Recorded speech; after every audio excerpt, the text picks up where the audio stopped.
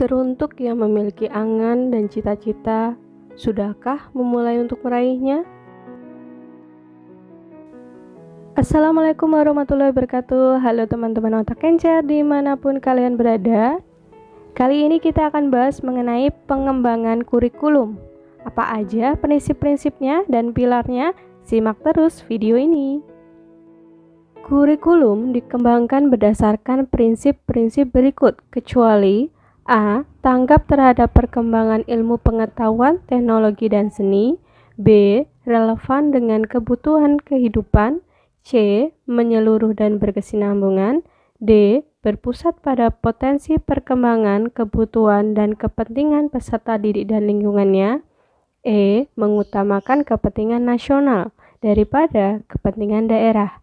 Kira-kira yang mana teman-teman? Kecuali ya, hati-hati. Oke, benar banget. Jawabannya yang E gitu ya. Mengutamakan kepentingan nasional daripada kepentingan daerah. Jadi ada 7 prinsip pengembangan kurikulum. Yang pertama, berpusat pada potensi, perkembangan, kebutuhan, dan kepentingan peserta didik dan lingkungannya. Yang kedua, beragam dan terpadu. 3. Tanggap terhadap perkembangan ilmu pengetahuan, teknologi, dan seni. 4. Relevan dengan kebutuhan kehidupan. 5. Menyeluruh dan berkesinambungan. 6. Belajar sepanjang hayat.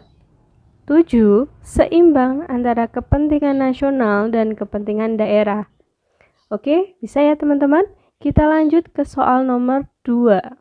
Pengembangan kurikulum dilakukan dengan melibatkan pemangku kepentingan atau stakeholders untuk menjamin relevansi pendidikan dengan kebutuhan kehidupan, termasuk di dalamnya ada kehidupan kemasyarakatan, dunia usaha atau industri, dan dunia kerja. Pernyataan tersebut sesuai dengan prinsip pengembangan kurikulum yang mana gitu ya. A. Tanggap terhadap perkembangan ilmu pengetahuan, teknologi, dan seni. B. Relevan dengan kebutuhan kehidupan. C. Menyeluruh dan berkesinambungan. D. Berpusat pada potensi perkembangan, kebutuhan, dan kepentingan peserta didik dan lingkungannya. E. Semuanya benar. Berarti jawabannya yang B. Betul banget. Relevan dengan kebutuhan kehidupan. Kata kuncinya itu dari pernyataan untuk menjamin relevansi pendidikan dengan kebutuhan kehidupan. Oh, udah jelas banget ya, jawabannya yang B. Oke ya, bisa ya? Oke, lanjut ke soal nomor 3 sekarang. Kurikulum dikembangkan berdasarkan prinsip bahwa peserta didik memiliki posisi sentral untuk mengembangkan kompetensinya agar menjadi manusia yang beriman kepada Tuhan Yang Maha Esa, berakhlak mulia, serta berilmu, cakap, kreatif, mandiri, dan menjadi warga negara yang demokratis, serta bertanggung jawab. Pernyataan tersebut di atas sesuai dengan prinsip pengembangan kurikulum yang mana? A. Tanggap terhadap perkembangan ilmu pengetahuan, teknologi, dan seni. B. Relevan dengan kebutuhan kehidupan.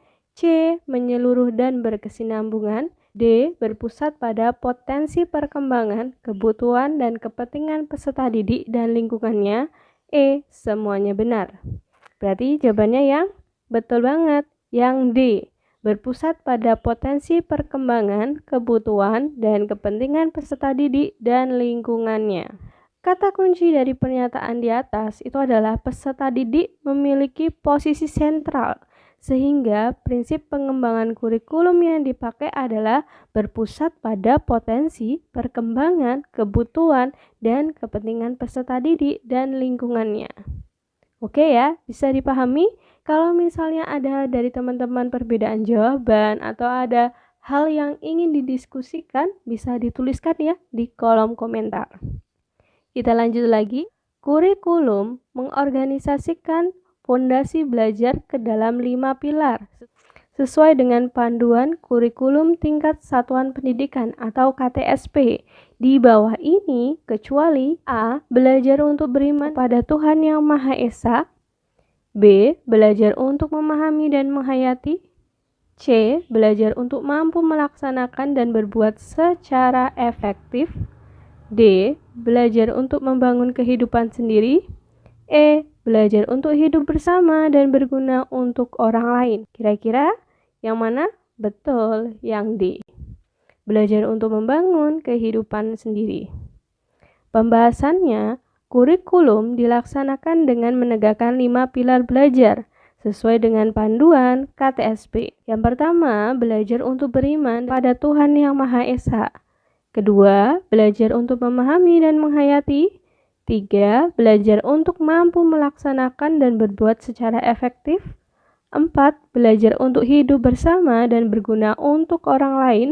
Dan yang kelima, belajar untuk membangun dan menemukan jati diri melalui proses belajar aktif, kreatif, efektif, dan menyenangkan. Bisa ya teman-teman? Oke, kita lanjut ke soal yang terakhir yang bukan merupakan pilar belajar dalam prinsip pelaksanaan kurikulum adalah A. Belajar untuk beriman pada Tuhan Yang Maha Esa. B. Belajar untuk memahami dan menghayati. C. Belajar untuk mampu melaksanakan dan berbuat secara efektif. D. Belajar untuk membangun dan menemukan jati diri melalui proses belajar aktif, kreatif, efektif, dan menyenangkan. E. Belajar untuk hidup mandiri. Yang mana teman-teman jawabannya? Betul, yang E, belajar untuk hidup mandiri. Pembahasannya, kurikulum dilaksanakan dengan menegakkan 5 pilar belajar sesuai dengan panduan KTSP. Yang pertama, belajar untuk beriman kepada Tuhan Yang Maha Esa. 2. Belajar untuk memahami dan menghayati. 3. Belajar untuk mampu melaksanakan dan berbuat secara efektif. 4. Belajar untuk hidup bersama dan berguna untuk orang lain. 5. Belajar untuk membangun dan menemukan jati diri melalui proses belajar aktif, kreatif, efektif, dan menyenangkan. Teruntuk yang memiliki angan dan cita-cita, sudahkah memulai untuk meraihnya? Tak perlu jadi hebat untuk memulai, tapi kau harus memulai untuk bisa jadi hebat.